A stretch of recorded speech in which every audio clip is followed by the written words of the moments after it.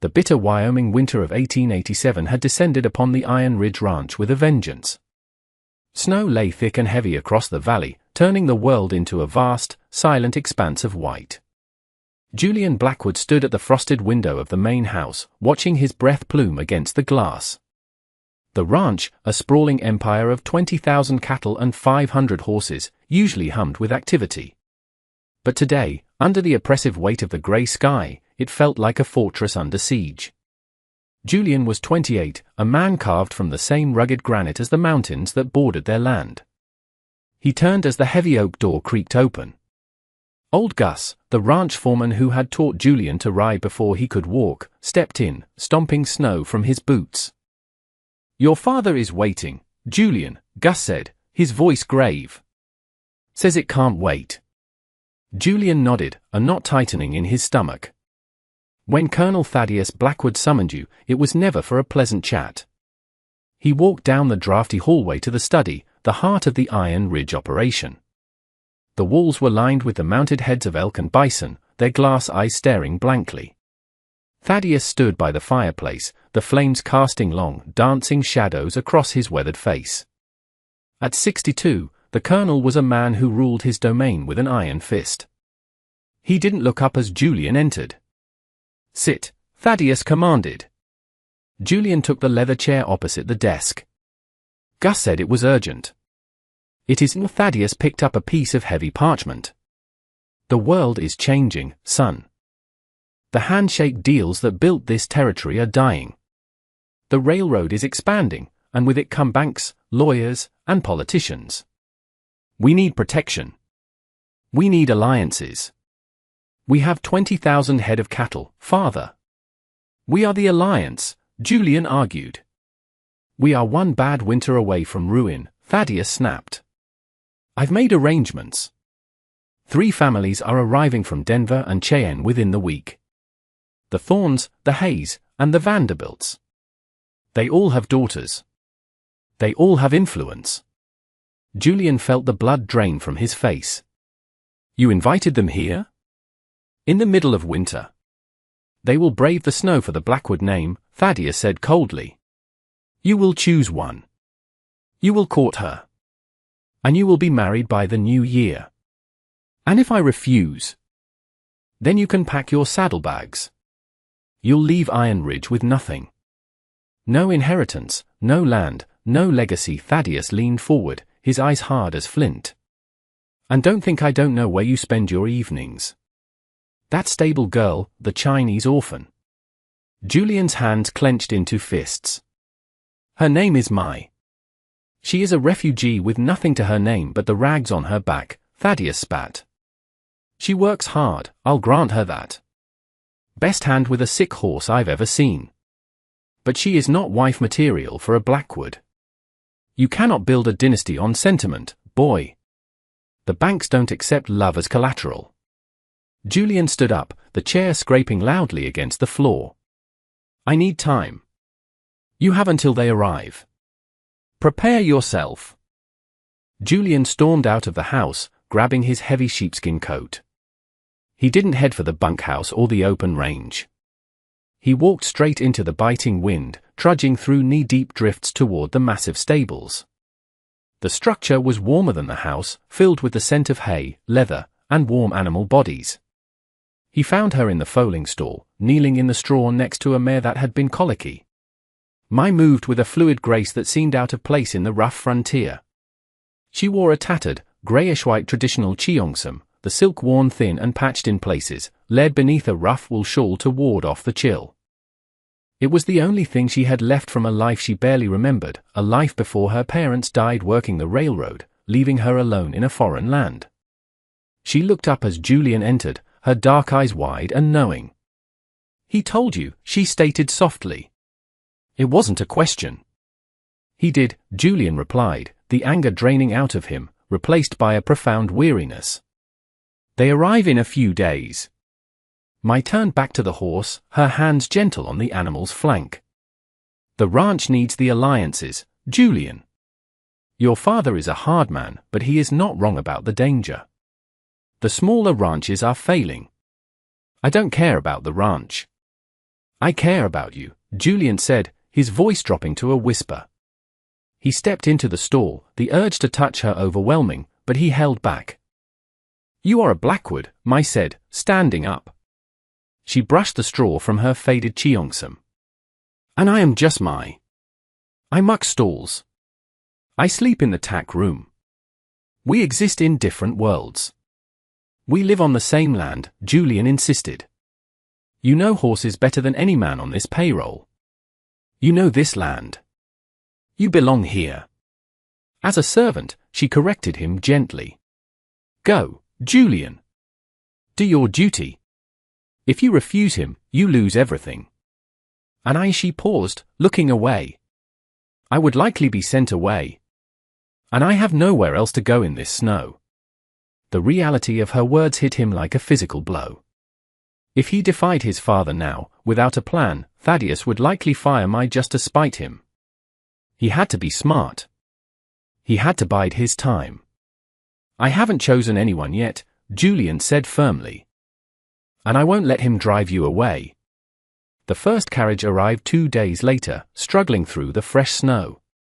It carried Victoria Thorne and her father, a banking mogul from Denver. Victoria was undeniably beautiful, with pale blonde hair and eyes like ice, wrapped in expensive furs that cost more than a year's wages for a ranch hand.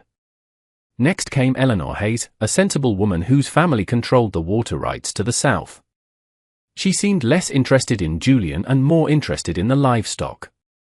Finally, the Vanderbilt carriage arrived, bringing young Sophia, a girl who looked terrified of the open sky. The dinner that evening was an exercise in torture. The dining room blazed with candlelight, the silver polished to a mirror shine. Thaddeus presided over the table like a king holding court. Mr. Blackwood, Victoria Thorne purred, leaning toward Julian. Father tells me you run nearly 25,000 head. It must be quite the feeling, possessing all this power. It's a lot of work, Miss Thorne, Julian said shortly. The cattle don't care about power. They care about feed and protection from the wolves. How rustic, she laughed, a sound that grated on Julian's nerves. But surely, with the right capital, you could hire more men to do the dirty work. A rancher who doesn't work his own land isn't a rancher, Julian replied. He's just a landlord. Across the table, Eleanor Hayes nodded in agreement, though she remained silent. Thaddeus shot Julian a warning look. My son is modest, Thaddeus interjected smoothly. He manages the entire operation. He is building an empire. As the courses were served, Julian's mind drifted to the stables. He knew Mai was out there in the cold, likely breaking ice on the water troughs. The contrast between the gluttony at the table and Mai's tattered silk dress made him lose his appetite. The next morning, Thaddeus insisted on a tour of the ranch, despite the freezing temperatures. The guests were bundled in furs and loaded into sleighs. Julian rode alongside on his black stallion, Midnight. They stopped at the main barn to inspect the prize breeding stock. Thaddeus wanted to show off a new thoroughbred stallion. As the group entered the warm stable, they found Mai leading the massive horse out of his stall. She looked small next to the beast, her breath misting in the air. Her grey-white cheongsam peeked out from under her coat, ragged at the hem. Careful, Mai warned softly, seeing the crowd. He is spirited today. Victoria Thorne wrinkled her nose. Who is this? Does she not speak English properly? She speaks fine, Julian snapped, dismounting. Miss Mai is the head of our horse operation, in practice if not in title. Victoria laughed. A woman? An ale foreigner? Surely you jest, Mr. Blackwood. She looks like a beggar. She stepped closer to Mai, looking her up and down with disdain. That dress. It looks like it belongs in a rag pile. Mai's face remained impassive, a mask of calm she had perfected over years of hardship. It keeps the cold out, miss, she said simply. It's an eyesore, Victoria sneered. Thaddeus, surely you can afford proper staff. She knows her place, Thaddeus said dismissively. Move the horse, girl. The guests want to see his confirmation. My turned the horse, her movements precise. But as she did, the stallion spooked at the flutter of Victoria's fur coat. He reared up. Victoria shrieked and stumbled back. In a split second, Mai moved, not away from the danger, but toward it. She grabbed the lead rope with both hands, making a sharp, calming sound. She utilized her body weight, leveraging the animal down with a skill that left the onlookers stunned. The horse settled, huffing nervously. Mai stroked his neck, whispering to him. "Dangerous beast!" Victoria cried, clutching her pearls. "It should be put down. And that girl is incompetent." "That girl just saved you from being trampled," Eleanor Hayes spoke up, her voice cutting through the hysteria. Eleanor stepped forward, ignoring the mud on her boots. She looked at Mai with genuine respect. "That was incredible horsemanship. Where did you learn that?" "The horses teach you, if you listen," Mai replied quietly. Julian stepped between Victoria and Mai. "Are you all right?" he asked Mai, ignoring his father's glare. "I am fine, Julian," she said, slipping up and using his first name before correcting herself. "Mr. Blackwood." Victoria caught the slip. Her eyes narrowed. "Julian?" "Mai, quite familiar with the help, aren't we?" Thaddeus stepped in, his face red with suppressed rage. "Enough. The tour is over. Back to the house." As the sleighs pulled away, Julian lingered. "I'm sorry," he told Mai. "Don't be," she said, turning back to the stall. "They are just people. The snow treats us all the same." That night, Julian made a decision. He couldn't marry Victoria Thorne. He couldn't marry any of them. But he couldn't let the ranch fail either. He remembered a rumor he'd heard in town weeks ago, something about a survey team from the Union Pacific looking for a new pass through the mountains to avoid the heavy drifts of the southern route. He found old Gus in the bunkhouse. "Gus, I need you to ride to Cheyenne. Tonight." "In this blizzard?" "You're mad," Gus grunted. "It's for the ranch." "And it's for me," Julian quickly wrote a letter. "Find the railway commissioner. Tell him the Iron Ridge Pass is clear. Tell him we're willing to negotiate rights of way, but only if they sign immediately." Gus looked at the letter, then at Julian. "This is about the girl, ain't it?" "It's about the future, Gus." Gus nodded slowly. "I'll saddle up." The next 3 days were a blur of forced socialization. Julian played the part of the suitor, but his heart was agonizingly absent. He saw Mai only in passing, her eyes downcast, the distance between them growing with every hour. On the 4th day, the snow stopped, leaving the world glittering under a pale sun. Thaddeus summoned Julian and the 3 families to the study. It was time for the decision. "Ladies, gentlemen," Thaddeus began, pouring brandy. "My son has spent the week getting to know your charming daughters. We are ready to announce an alliance that will shape the future of Wyoming." Victoria Thorne sat smugly, smoothing her dress. She was the obvious choice financially. Eleanor Hayes looked bored. The Vanderbilts looked hopeful. "Julian," Thaddeus said. "Speak." Julian walked to the center of the room. He looked at his father, then at the expectant faces. "I want to thank you all for coming. You have fine families. But I cannot marry any of your daughters." The room exploded in gasps. Thaddeus dropped his glass, the crystal shattering. "What did you say?" "I said no," Julian repeated calmly. "You ungrateful wretch!" Mr. Thorne shouted. "We traveled through a blizzard for this insult." "I offer no insult, only honesty," Julian said. "Marriage should be built on more than bank accounts." "Get out," Thaddeus roared, his voice shaking the walls. "Get out of my house. You are no son of mine. You chose the beggar? Then go live with her in the filth." "I intend to," Julian said. Suddenly, the heavy doors opened. Old Gus stood there, looking exhausted, frosted with ice, but grinning. He walked straight to Julian and handed him a sealed legal document. "What is this?" Thaddeus demanded. Julian broke the seal. This, he said, scanning the paper, is a contract with the Union Pacific Railroad. Gus rode to Cheyenne and back. They've been looking for a winter route. Our northern pass is the only one stable enough. They are paying us a fortune for the right-of-way, father. Enough to secure the ranch for the next 50 years without a single loan from a Denver bank. Silence fell over the room. Mr. Thorne's face went purple. You went behind our backs. I secured my own future, Julian said. He handed the paper to his father. Read it. Thaddeus read the figures. His eyes widened. It was more money than all 3 dowries combined. The ranch is safe, Julian said. We don't need their money. And I don't need their permission. Julian turned to the families. My foreman will escort you back to town when you are ready. Safe travels. As the outraged guests stormed out to pack their bags, Thaddeus sank into his chair. He looked at the contract, then at his son. You risked everything on a gamble. I learned from you, Julian said. But I'm not you. I won't sell my happiness. And the girl? Thaddeus asked quietly.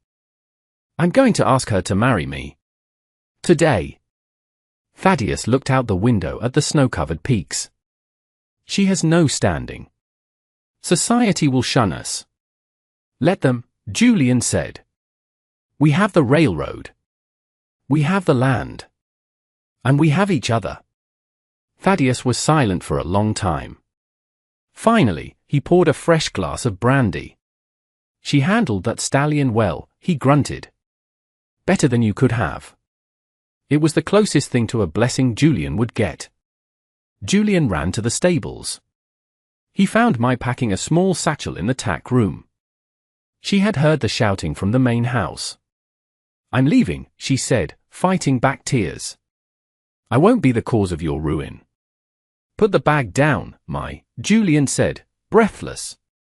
I cannot stay, Julian. I am a reminder of everything you shouldn't want. You are everything I need, he said, taking her hands.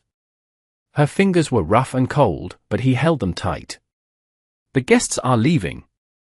I made a deal with the railroad. The ranch is safe. And I told my father I'm choosing you. Mai stared at him, disbelief warring with hope. You chose. The orphan in rags. I chose the woman who holds this ranch together. The woman who wears her history with dignity, even when it's tattered. He gently touched the collar of her grayish-white cheongsam. I love you, Mai. Tears spilled over her cheeks. I have nothing to give you, Julian. No dowry. No name. You give me peace, he whispered. And that is worth more than gold. The wedding took place 2 weeks later, on Christmas Eve.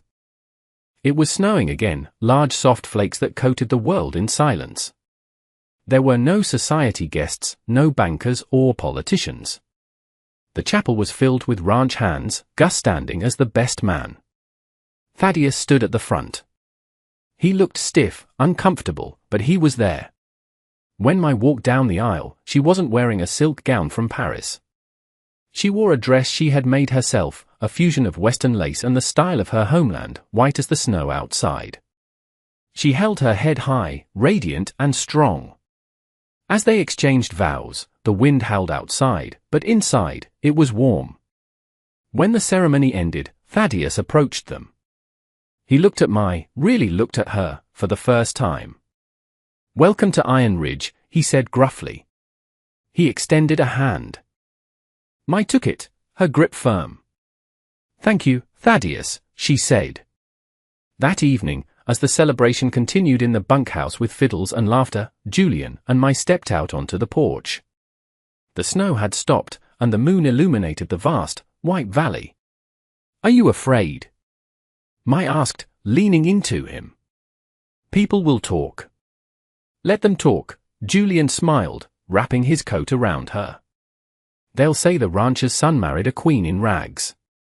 And what will you say? I'll say I married the only woman who could tame the winter. They stood together, watching the moonlight glitter on the snow, ready to face the future. It would be hard work. There would be judgment and whispers in town. But as Julian looked at his wife, standing proud in the face of the elements, he knew he had made the only choice that mattered. The cold could not touch them now. The story of Julian and Mai reminds us that the true value of a person is never found in their bank account, their lineage, or the clothes they wear. While society often judges based on surface-level appearances, like a tattered cheongsam or a lack of family name, true nobility is found in character, resilience, and the willingness to work hard for what you love. Julian demonstrated immense courage by rejecting the easy path of a convenient marriage, choosing instead to honor his heart and recognize the worth of a woman who had nothing but her integrity to offer. In doing so, he proved that love, when combined with perseverance and a little bit of ingenuity, can overcome even the harshest winters and the sternest disapproval. It teaches us that we must be brave enough to write our own stories, rather than letting others dictate our chapters. What did you think of Julian's decision to risk his inheritance for Mai? Do you think Thaddeus was right to worry about the ranch's future, or was he too blinded by tradition? We would love to hear your thoughts on this Wild West romance in the comments below. If you enjoyed this story of love conquering the odds, please like the video and subscribe to our channel for more heartwarming tales from the frontier. Thank you for watching.